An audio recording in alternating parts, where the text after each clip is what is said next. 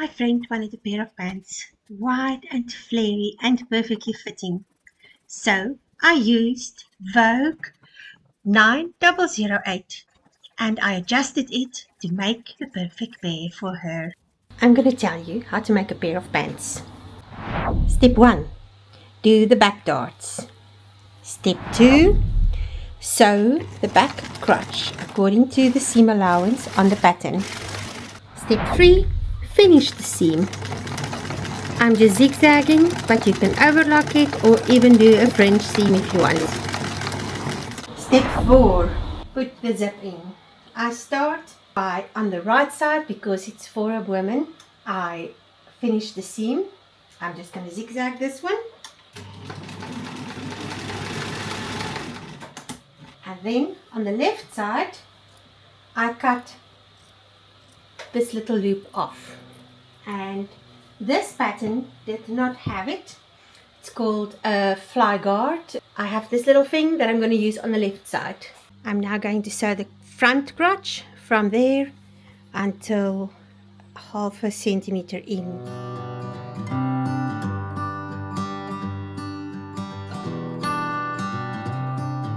On this pattern, the side comes over to the front and they're kind of like curved. So I will have to do the side seam before I do the waistband. But usually I will add the waistband to all the pieces and then do the side seam. And then it is time to do the inside leg seam.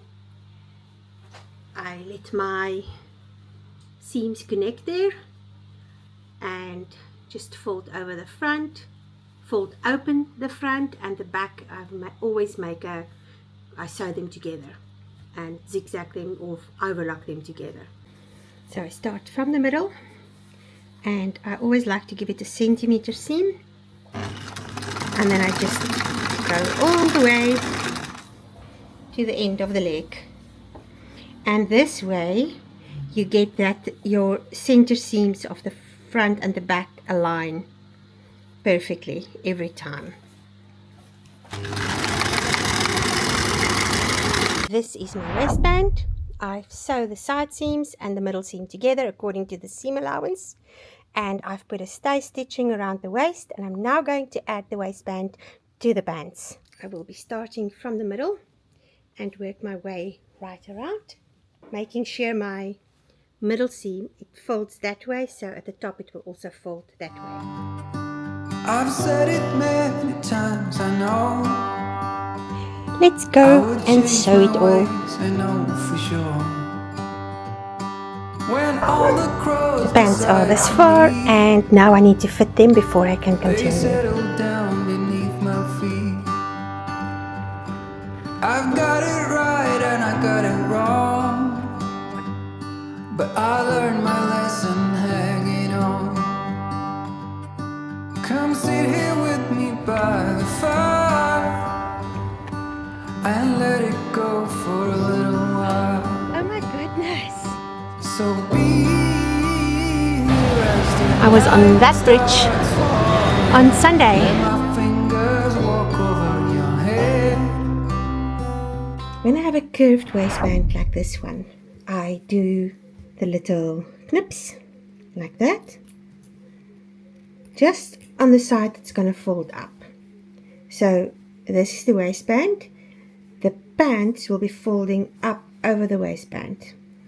But if you look in there, it makes like little wobbles. So those wobbles you want to prevent, and for that reason, you knip every centimeter. Like that. And then when you fold it up, it's flat. And also on the seams, I cut out the excess. For the same reason, I want the waistband to be flat and not have bulky parts. And I will just now go and do it right around. So when you have your overlocker, it will cut off the frame before it overlocks it. I don't have an overlocker at the moment, so I'm just cutting off the frame and then I will go and zigzag. And this way I get like there, it's really fraying. So this way I get a very neat finish, and when you wash it, it also doesn't, because even with zigzag, it still washes loose a little bit, and then you get fraying on the seams. And this way I avoid that. My friend fitted these pants and they fit her beautifully. So this is my fly facing, and I'm going to let it run all the way to the top. The zip I'm also going to let go all the way to the top, and then just on the inside give it a little hook to hold it all together. So the next step is now to add the zipper and then the facing for the band. Take your zip, let it touch down at the bottom of the zip. Make the fabric fold over about 1/4 inch over the zipper teeth. This way, when you pull it up, it doesn't show. Now, you pin it in place all the way to the top. So it looks like this. For that part, you also pin the pins down. And now you can sew on the edge of the zipper. And this is what it looks like. Now you start at the top and you sew all the way down to the bottom. And when you fold it, it's actually folding over. The next step is to pin the rounded part, and you're going to sew on that rounded part all the way to the top, but sew on the right side because it just gives you a neater finish. Now open up the side that you've sewn already and pin the other side 1 millimeter away from the teeth of the zip and sew on the edge. Sew from the top down to the bottom, and when you get to the bottom, just reverse 1 or 2 times. And now you will do a little bit of a tight zigzag at the end of that. After I've done that, I turn my fabric around until I get to where you will sew your top stitching. And then I will put my stitch length on 2.5 and sew straight around the curved part on the right side. This way it keeps everything in place. As soon as I'm around the curved part, I will go ahead and zigzag again. Now it is time to attach the fly guard.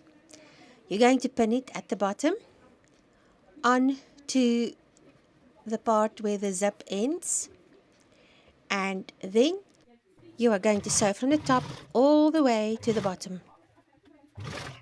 Now on the back part, pin the fly guard over, and there where the curved part is, you're going to start and zigzag and then go down to the middle seam. This way the fly guard is in place. Now we are going to cut some stiffening or Valine for the waistband. And when I do a waistband, I do not use the knitted one. I always use the woven one. It just gives it that little bit of extra support. This one that I have is actually a little bit too thin. I like the one that's a bit thicker, but I don't have any of that, so I'll just use this. And this fabric is quite stiff on its own, so I think it will be okay. We got nothing to be scared of. I'd rather be with you than by myself. Now always in your hand.